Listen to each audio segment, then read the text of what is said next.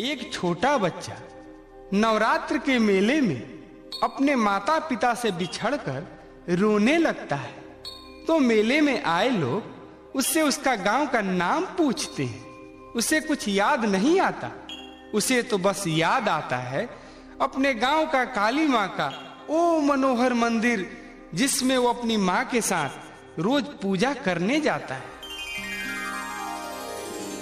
काका हो हमरा के रहिया बताई द, बानी भुलाइल तनी घरे पहुँचाई द,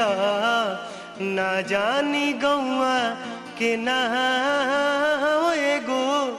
काली माई बाड़ी हमरा गाँव, ओ एगो काली माई बाड़ी हमरा गाँव।